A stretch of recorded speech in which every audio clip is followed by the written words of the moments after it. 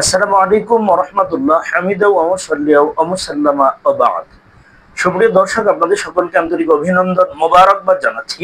আপনাদের সকলেই সুস্বাস্থ্য কামনা করে আপনাদের থেকে প্রাপ্ত গুরুত্বপূর্ণ জীবন ঘনিষ্ঠ জিজ্ঞাসা জবাব নিয়ে আপনাদের সামনে উপস্থিত হয়েছি।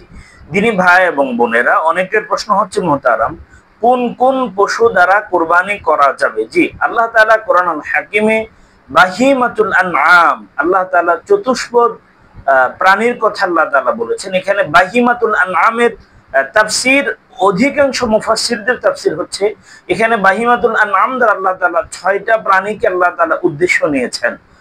প্রথম ৩টা হচ্ছে বড়, উট, গরু, মহিষ, আর ৩টা হচ্ছে ছোট, ভেড়া, দুম্বা এবং বকরি। এই ৬টা প্রাণী দ্বারা কোরবানি করা জায়েজ। এসব গৃহপালিত পশু, আল্লাহ গৃহপালিত পশুর কথা বলছেন, বাহিমাতুল আনআম আল্লাহ তাআলা বলছেন। এছাড়া অন্যান্য পশু, যেমন বেশ কিছু বন্য পশু আছে, বন্য প্রাণী আছে, এর মাঝে প্রণিধানযোগ্য গুরুত্বপূর্ণ হচ্ছে হরিণ, বন্য গরু ইত্যাদি দ্বারা কোরবানি করা জায়েজ নয়।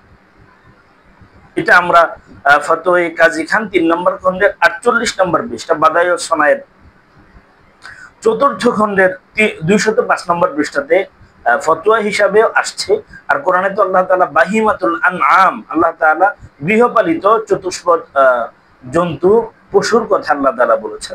বাহিমাতুল আনআমের তাফসীরই হচ্ছে এখানে ৬টা পশুর কোরবানির জন্য শরীয়ত নির্ধারণ করে দিয়েছে। এর মাঝে একটা হচ্ছে উট, গরু, মহিষ, এই বড় ৩টা, ভেড়া, দুম্বা, বকরি।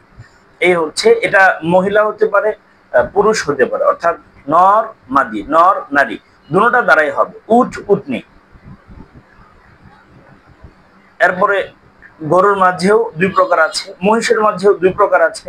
এরপরে ভেড়া, দুম্বা, ছাগ, ছাগি, এটা যে প্রাণী দিয়ে কোরবানি করা যায় এর পুরুষ মহিলা উভয়টা দিয়ে কোরবানি করা বৈধ। আল্লাহ আমাদের বুঝে আমাদের তৌফিক দিন, আমিন।